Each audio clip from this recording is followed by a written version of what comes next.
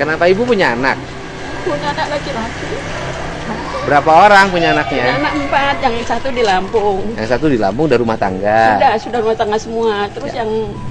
yang laki-laki yang bungsu. Umur berapa yang bungsu? Sudah umur 40-an sekarang. Terus? Kita lahir tahun 77. Ya dulu kan punya laki-laki itu sayang sekali. Kalau Kaswara malah nggak disayang orang tuanya, saya sedih. Iya, Ya, ibu untuk- yang anak laki-lakinya sekarang di mana? ada di Tanjung Priok juga, tapi karena dia beda aliran sama saya. Beda aliran apa sih? Salaman juga nggak mau. Wah, Lebaran juga enggak, tapi alhamdulillah selama 3 tahun saya mohon sama Allah, lebaran kemarin datang salaman. Karena ini sama kakak orang tadinya saya pun ikut dia kan rumah. Kontrakan dijual untuk usaha dia. Dibilang nanti mama punya akhirat saya nanggung, tapi Walah. uangnya udah habis, saya diusir. oh Allah.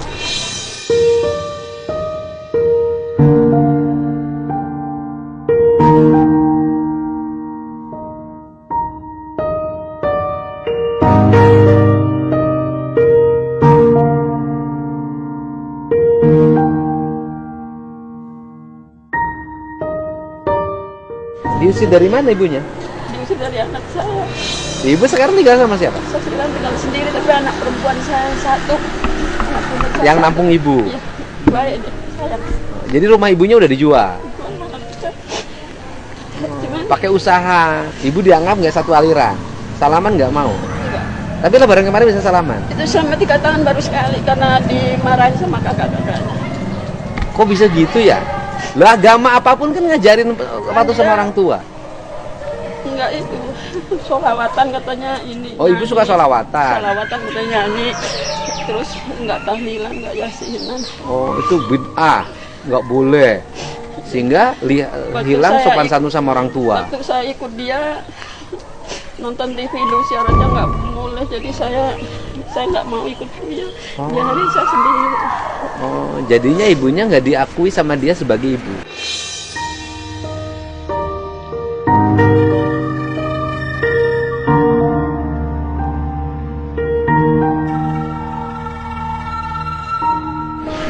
Seolah-olah begitu.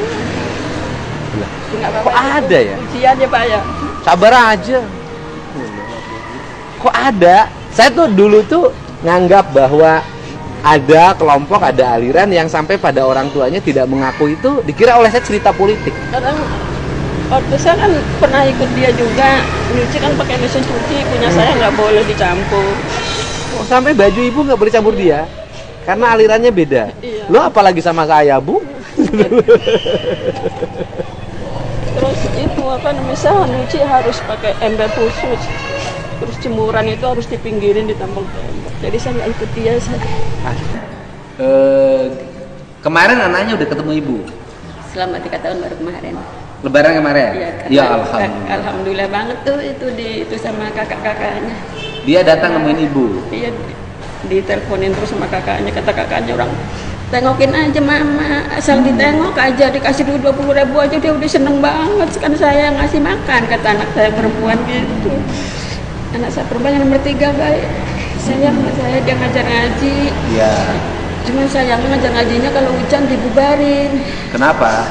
soalnya pakai terpal. Oh, bocor ya. Pakai terpal kan bocor lagi.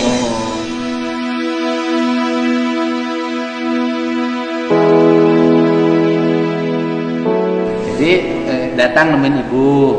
Bisa salaman lagi nggak begini? Iya salaman dia. Udah, Alhamdulillah. nggak gini lagi. Anak saya 2 yang masuk. 2 apa? Anak saya 2, yang satu yang di Lampung juga sama. Masuk itu juga. Iya. Masuk aliran Iya, itu. iya. Yang di Lampung masuk aliran itu sama. Tapi anak saya iya cewek. Iya. Itu mantu saya kalau lagi sholat, kalau saya ikut ini berjemaah langsung berhenti. Sholatnya berhenti. Nggak mau. Yang perempuan? Yang laki itu, Yang yang laki. mantu saya. Kalau Kalau lagi sedang sholat, walaupun udah mulai gitu, saya di belakangnya ikut makmum. oh. Jadi dia sholat nih. Ibu ikut sholat jadi makmumnya. Mantu saya mau Iya. Ya, menantunya ibu menantu. Imam, ya. Menantu ibu imam. Ibu ikut sholat jadi makmumnya. Dia nggak jadi. Iya, iya. Kenapa nggak jadi? Karena bukan saya aliran kali najis kali saya. Kok agama berat banget sih? Itu menantu. Ya. Tapi masih ketemu sama anak ibu. Udah lama nggak ketemu. Oh nggak, jadi nggak ketemu itu bukan hanya anak ibu. Jadi dua. Oh, bukan hanya anak yang laki-laki. Iya. Anak perempuan pun Iya. nggak ketemu. Sekarang di mana anak perempuan? Yang anak perempuan di Lampung. Nggak ketemu juga. Berapa lebaran? Udah lama kan. Waktu itu saya ke sono tapi barang-barang saya dibuang. Oh, dulu sana barang-barangnya dibuangin. Berarti udah lama. Yang baik itu yang anak perempuan yang ketiga. Yang Tiga. itu yang rawat ibu. Iya. Sekarang ibu tinggal bareng sama dia. Iya. Bismillahirrahmanirrahim. Assalamualaikum warahmatullahi wabarakatuh. Alhamdulillah hamdan katsiran thayyiban barakan fi kama yuhibbu rabbuna wa yardha. Asyhadu an la ilaha illallah, asyhadu anna Muhammadan abduhu wa rasuluh sallallahu alaihi wasallam wa ala alihi wa ashabihi wa man sara ala nahjihi ila yaumil ma'ad. Ma'asyiral muslimin rahimani wa rahimakumullah taala. Syukur kepada Allah atas limpahan nikmat Islam, iman, dan ihsan. Pada kesempatan sore hari ini, Ana menyapa kembali antum semua lewat channel ini. Kebetulan tadi sebenarnya tidak sengaja ya, tidak berniat untuk membuat konten.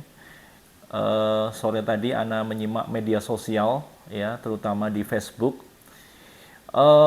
Ana mendapatkan sebuah video ya, sebuah video yang tadi sudah ditonton oleh antum semua, bahwasanya di video ini sangat menggugah Ana ya. Pada sore hari ini Ana belum sempat mandi pulang kerja dan langsung membuat konten ini karena begitu Ana melihat video ini sangat menggugah sekali,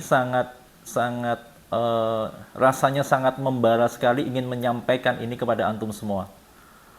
Ma'asyiral muslimin, antum semua sudah menyimak video tadi ya, yang dimana Kang Deddy Mulyadi ya, salah satu tokoh dari Jawa Barat, itu mewawancarai atau berdialog dengan seorang ibu-ibu ya, dimana ibu-ibu tadi ada beberapa pesan ya, terutama yang beliau resahkan. Yang pertama masalah anaknya. Beliau mempunyai 3 orang anak ya, kemudian 2 anaknya ini tidak merawat dia ya. 3 anaknya, 2 anaknya itu masuk pada salah satu aliran Islam ya. Anak yang ketiga ini yang sedang saat ini merawat beliau. Ma'asyiral muslimin rahimani wa rahimakumullah taala. Mengapa Ana sangat antusias ya sore ini? Karena dari dialog ibu tadi dengan Kang Deddy Mulyadi dari Jawa Barat, itu mirip sekali dengan ajaran Islam Jamaah ya. Walaupun memang di video tersebut tidak menyebutkan aliran apa ini, tapi di mention Facebook ya, yang di bawah yang komen tadi sudah menjurus bahwa ini adalah aliran Islam Jamaah. Tetapi kita tidak mengejat seperti itu. Yang kita soroti adalah sangat miripnya ajaran Islam Jamaah dengan kasus yang dialami ibu ini. Itulah yang membuat Ana sangat sangat tergugah ya, spontanitas sangat tergugah, dan Ana harus menyampaikan ini sore ini pada antum semua, walaupun Ana belum sempat persiapan apapun, langsung bikin konten ini, dan itu adalah panggilan dari hati Ana supaya menyampaikan kepada antum semua, khususnya adalah ikhwah semua, ikhwah muslimin semua yang mungkin belum tahu banyak tentang Islam Jamaah. Yang pertama yang perlu disampaikan, yang perlu kita cermati dalam dialog dengan ibu ini, yang pertama tadi adalah bahwa ibu ini anaknya yang di salah satu aliran Islam itu tidak mengakui bahwa itu ibunya ya, tidak mengakui bahwa itu ibunya. Kemudian sudah 3 kali lebaran tidak pulang, dan akhirnya kemarin baru mau pulang. Ma'asyiral muslimin rahimani wa rahimakumullah taala, ini mirip sekali yang terjadi, yang seperti terjadi di dalam Islam jamaah.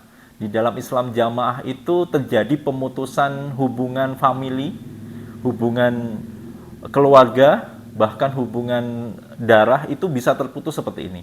Jadi seorang anak tidak mengakui ibunya, kemudian seorang orang tua tidak mengakui anaknya, ini terjadi. Ini benar-benar terjadi.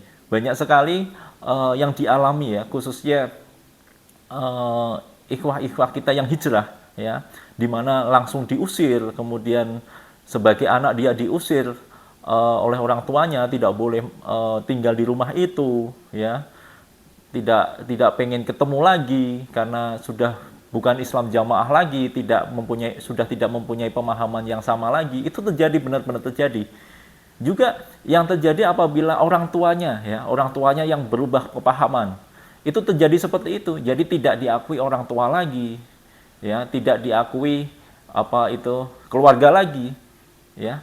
Itu yang terjadi. Jadi memang kasus ini, ya, video ini sangat menggugah ana terutama. Inilah yang terjadi di dalam Islam jamaah. Jadi mereka benar-benar memutus hubungan famili, kekerabatan, hanya berdasarkan perbedaan aliran, ya, perbedaan aliran kepercayaan atau pemahaman antara Islam jamaah dan bukan Islam jamaah. Itu poinnya. Jadi bahkan mereka itu menyatakan kepada kita itu seperti kal an'am balhum adol, seperti binatang bahkan lebih buruk. Ya, ini adalah salah satu bahayanya takfiri, ya, faham takfiri yang ada di dalam Islam jamaah. Yaitu mereka menganggap di luar itu adalah semua najis, ya, semua adalah orang kafir, semua adalah di luar Islam, ya. Seperti kami ini masih Islam, tetapi kami dimurtadkan, ya, kami dianggap keluar khoroja anil millah, ya, keluar dari agama. Inilah yang terjadi. Jadi tidak heran kalau ibu tadi istilahnya tidak diterima anaknya, karena memang sudah tidak diakui sebagai orang tua, hanya karena berbeda kepahaman, yang satu di dalam Islam jamaah, yang lain tidak dalam Islam jamaah. Ya, walaupun memang di video ini tidak disebutkan organisasi secara spesifik, tapi kita ambil kemiripan, ya, dan sudah mengarah ke sana insya Allah, dan sudah mengarah ke ke dalam Islam jamaah. Itulah yang terjadi di kami, di kawan-kawan hijrah, kemudian yang selama ini ajaran yang kami terima dari Islam jamaah memang akidah takfiri, yaitu mengakui yang di luar adalah orang kafir, orang yang najis, ya, dan lain sebagainya. Kemudian prakteknya adalah dalam kehidupan sehari-hari tidak hanya seperti itu. Di dalam Islam jamaah tidak boleh menikah dengan orang dari luar Islam jamaah, ya. Jadi harus menikah sama-sama, kalau di dalam itu intinya sama-sama orang iman, ya. Sama-sama orang iman. Di dalam Islam jamaah itu harus menikah, yaitu definisi orang iman itu ya sesama Islam jamaah, ya. Jadi coba antum lihat semua di dalam Islam jamaah itu, mereka selalu menikah dengan golongannya. Ataupun kalau terpaksa mereka menikah dengan luar golongannya, itu yang dari luar itu harus masuk Islam jamaah dulu, harus berbeat pada keimaman dulu, baru boleh untuk dinikah atau dilangsungkannya pernikahan. Nah, itu adalah bukti nyata, dan memang itu adalah bahayanya dari faham takfiri, suka mengkafirkan orang yang di luar jamaah. Sehingga saya tidak heran ibu tadi dalam contoh ini, ya, contoh ibu tadi tidak diakui anak, tidak diakui oleh anaknya. Ini yang terjadi juga di kawan-kawan hijrah kita, memang sangat menyayat hati, sangat memprihatinkan, sangat, kalau kita pikir sekarang setelah saya sudah hijrah, itu sangat kejam sekali ajarannya, karena seperti itu. Jadi tidak mengakui walaupun mempunyai hubungan antara orang tua dan anak. Toyib, itu tadi yang dari video. Yang kedua, kalau kita simak video tadi, tidak hanya dia menerima, jarang bersilaturahim, ya, jarang bersilaturahim. Jadi sudah 3 tahun tidak mengunjungi ibunya. Itu yang terjadi. Jadi setelah kawan-kawan hijrah yang sekarang terjadi, itu sudah putus, tidak pengen ketemu lagi begitu, ya. Jadi kawan-kawan hijrah yang sekarang itu terpaksa keluar dari rumahnya, kemudian beliau diputus anak familinya, itu tidak ada keinginan untuk menghubungi dan lain sebagainya, itu terputus ya silaturahimnya. Bahkan mungkin sebagian yang lebih ekstrim memang sudah setelah diusir dari rumah itu sudah diblokir ya. Seperti Ana ini nomornya sudah diblokir ya. Jadi tidak, walaupun masih bisa bertemu kalau kasus Ana, tapi secara nomor diblokir, hubungan untuk ngobrol berdua itu sudah jarang dan bahkan tidak ada.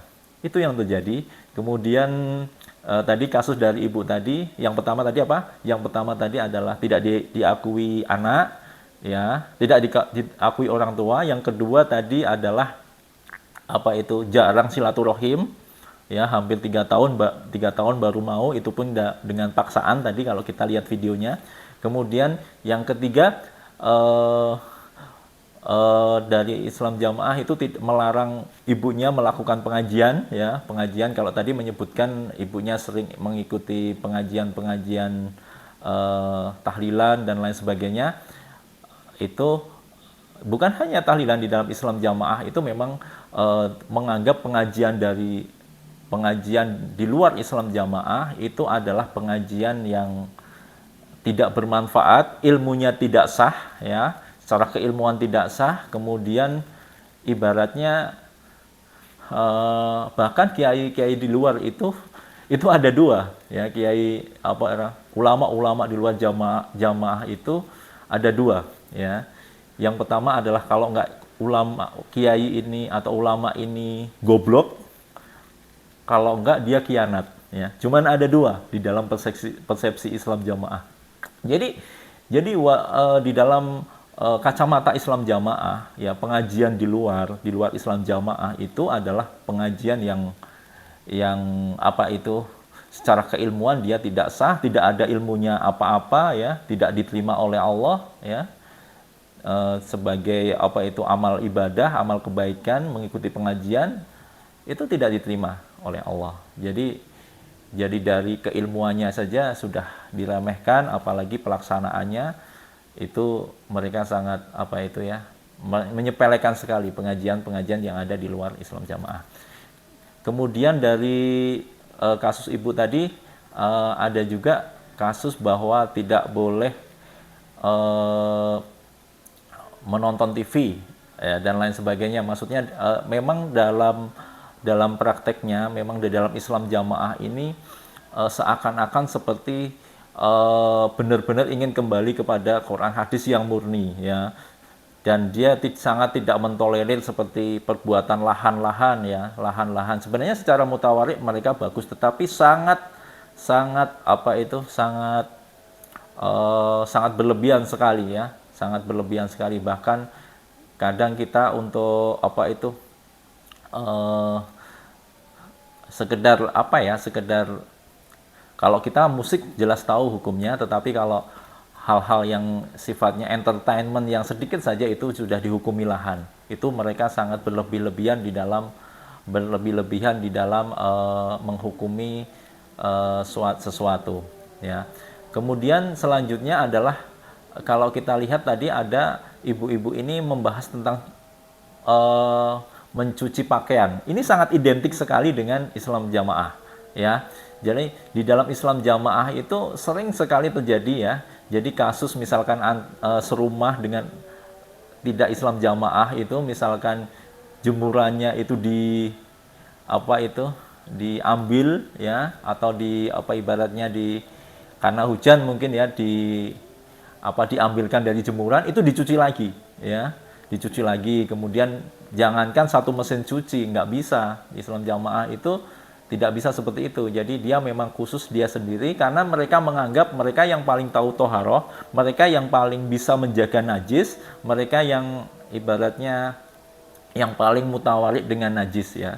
Bahkan di dalam Islam Jamaah itu seperti jedingnya, ya, kemudian toiletnya, klosetnya itu mempunyai desain khusus, ya, mempunyai desain khusus yang yang memang menurut desainnya itu memang bagus ya, menjaga dari cipratan najis. Tapi mereka sangat berlebih-lebihan di dalam menjaga najis. Kalau kita membandingkan kisah-kisah Nabi ya, pada saat suatu hari masjid Nabi itu kedatangan orang desa, dan orang desa itu kencing di situ ya, kencing di pojokan masjid itu. Pada saat itu sahabat ingin melerainya ya, ingin memarahinya, tetapi Nabi melarangnya sampai orang desa itu selesai untuk buang hajat di situ. Kemudian Nabi cukup menyiram 2-3 gayung air sampai air kencingnya itu masuk ke dalam bumi, sampai meresap, sampai baunya hilang dan sudah tidak terwujud, dia meresap ya, itu sudah dihukumi suci. Tidak seperti halnya di Islam jamaah. Di Islam jamaah sangat sangat berlebihan sekali dalam menjaga najis. Bahkan seperti sholat itu harus ada sandal khusus sampai sajadah ya, karena mereka menghukumi lantai ini masih mutasabihat ya, masih kawasan abu-abu ini, sebaiknya kita. Nah, itulah salah satu yang menjadikan mereka itu juga menghukumi masjid-masjid di luar Islam jamaah itu masjid yang najis ya, tidak layak untuk dipakai untuk sholat ya. Itulah maka pada saat mereka beribadah itu mereka upayakan memakai masjid-masjid yang ada di dalam Islam jamaah. Itu jadi ada beberapa poin ya yang kita ulas dari video ini. Jadi beberapa poin saja ya. Jadi intinya ini hanya mereview tentang video itu, karena video itu sangat mendorong hati saya, hati Ana untuk menyampaikan bahwa ini adalah sekelumit penyimpangan ya berdasarkan video ini, dan memang harus antum semua tahu bahwa memang itulah adanya, walaupun memang di video ini tidak disebutkan organisasi apa, tetapi sangat identik sekali, sangat kita ambil kasus per kasusnya. Itu dari sisi Ana menanggapi itu ada beberapa kemiripan dengan ajaran dari Islam jamaah. Oleh karena itu Ana menyampaikan ini untuk kebaikan kaum muslimin semua. Memang inilah adanya, sehingga kita perlu mengedukasi ya umat muslim yang lain agar jangan sampai masuk ya, jangan sampai terpengaruh masuk ke dalam Islam jamaah. Jadi mereka ibaratnya melebih-melebihkan agama ini ya. Masalah toharoh tadi mereka sangat melebih-melebihkan sekali, sangat berhati-hati sekali. Tetapi masalah akidah ya, masalah akidah itu mereka justru menyepelekan ya. Jadi mereka itu melebih-lebihkan hal yang remeh menurut, ya tidak remeh, maksudnya tidak ada hal yang perlu mereka yang lebih agung daripada itu, jauh lebih agung daripada itu, yaitu akidah. Mereka justru ceroboh di situ, tetapi dia sangat teliti, sangat mutawarik di hal-hal yang lain yang tidak sepenting dan sedasar akidah untuk kita berhati-hati. Itulah yang terjadi di Islam jamaah, itulah penyimpangan yang terjadi. Untuk detail penyimpangan dan lain sebagainya itu bisa dilihat di video Ana sebelumnya, dan mungkin sudah Ana upload juga. Intinya pada sore hari ini Ana tergerak sekali dengan video tadi, dan miris sekali ya video tadi, langsung membuat Ana untuk upload video pada sore hari ini.